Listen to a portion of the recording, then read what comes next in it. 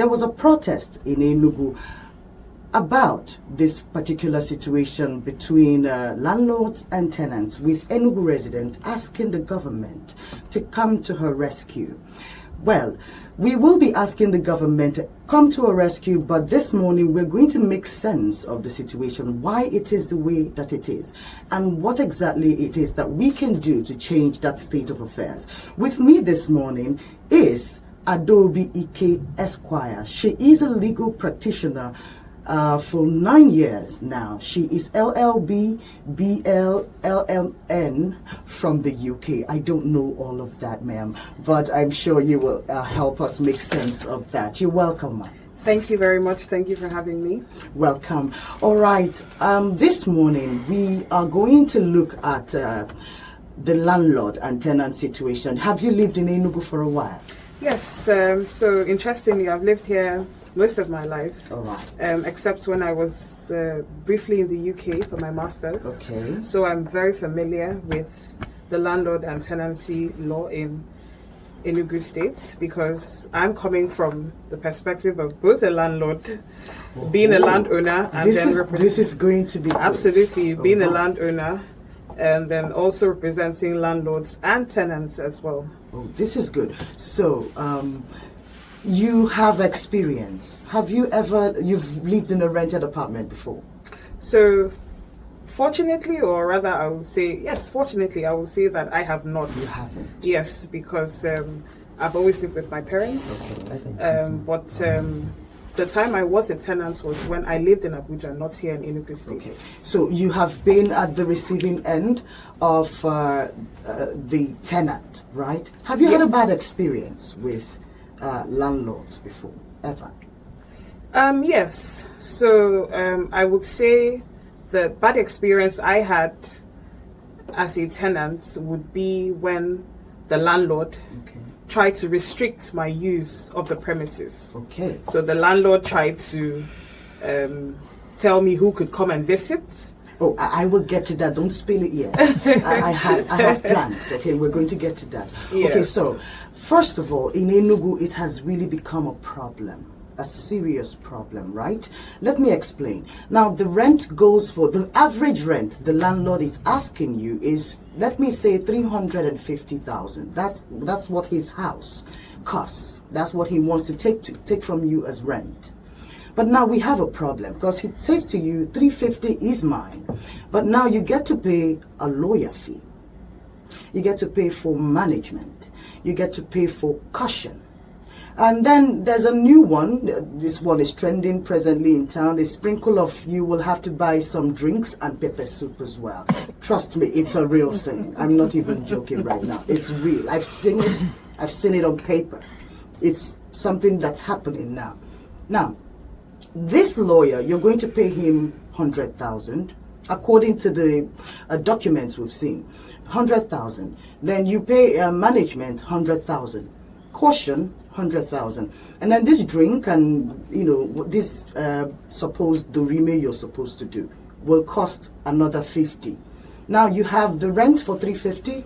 You have this other extra costs for 350. So the house is coming nothing less than 900, whatever. But that's what the house is going to cost you.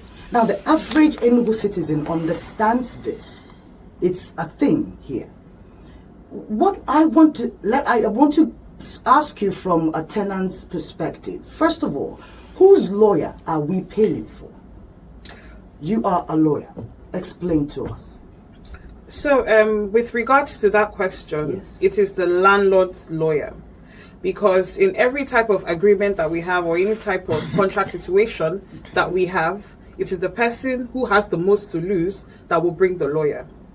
Okay, so who has the most to lose? Most to lose. So it's the landlord. Exactly. So really? in this, yes. So in this, at risk. Yes. So in this situation, it's just like if you're buying a house or if you're buying a piece of property.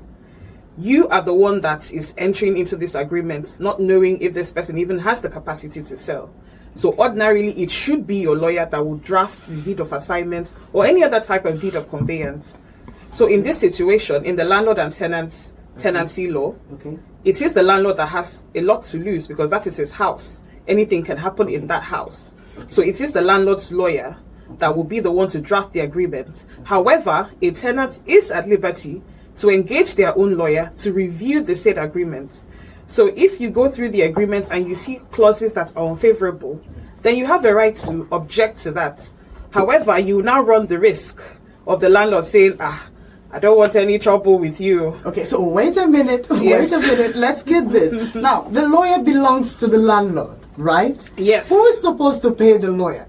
So the thing is that there is what we have called the legal practitioner's remuneration order. Okay. So in that order, the landlord or the tenant, in any tenancy agreement that is being prepared, there has to be a fee of 10% of that tenancy sum paid to the lawyer. Okay. Yes. So now, in practice, you should be the one paying your lawyer. Okay. In practice, yes. All right. So, however, the landlord would not want the lawyer's fees to eat into his tenancy fee. Okay. So he would have to exact it as a charge payable by the tenant.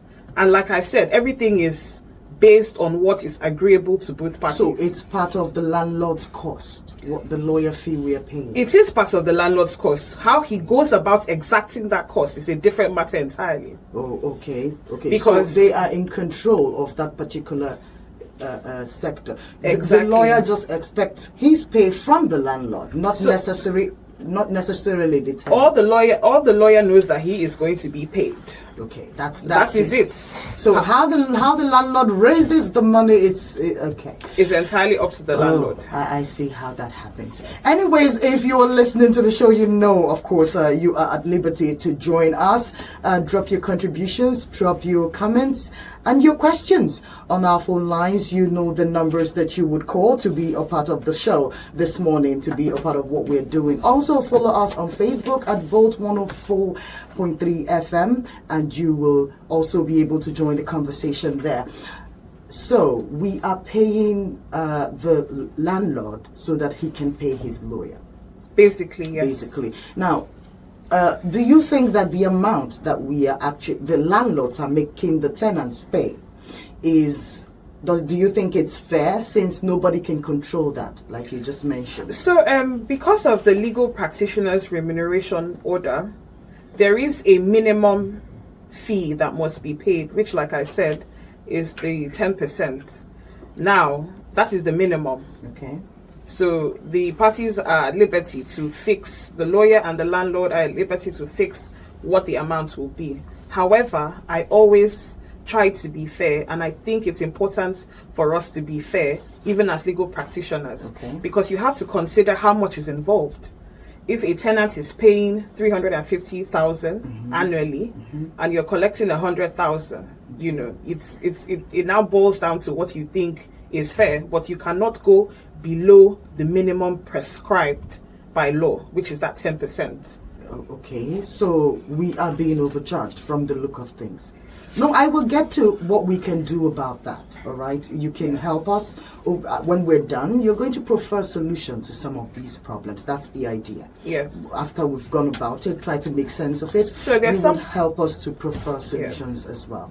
So there's something I'd like to add as well. Please do. A lot of these things, like you mentioned, pepper soup and caution fee and so many other things we're hearing. A lot of these things are strange to the law of landlord and tenancy.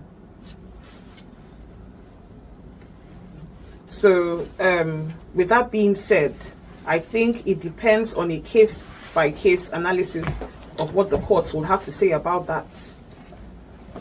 So things like caution fees, things like management fees, they do not form the bulk of the law of tenancy.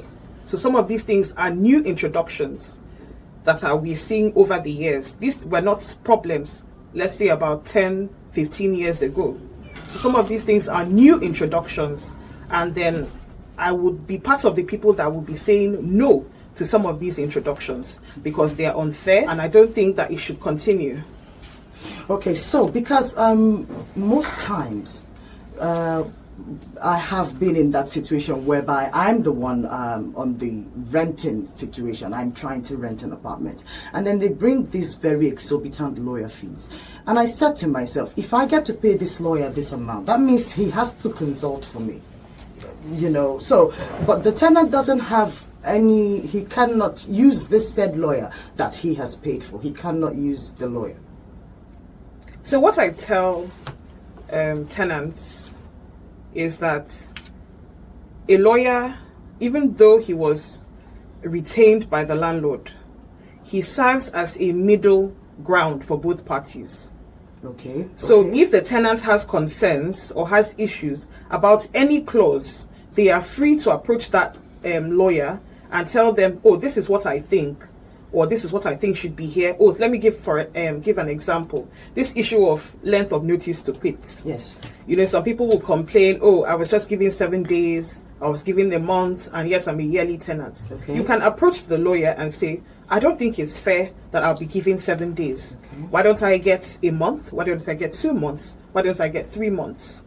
So these things are negotiable. The lawyer maintains a middle ground. Would you advise tenants to have their own lawyers? Absolutely. Well? Oh, absolutely. Absolutely. All right. Absolutely. We will expand on that when we come back. Thank you, ma'am. This has been a very beautiful conversation. I hope that it will continue because you are telling us a whole lot. You have actually taught me 1 or 2 things already. And of course, we will go on a short commercial break. We will come back. High Voltage. Thank you for listening. Don't forget to like, share, comment, and subscribe to High Voltage.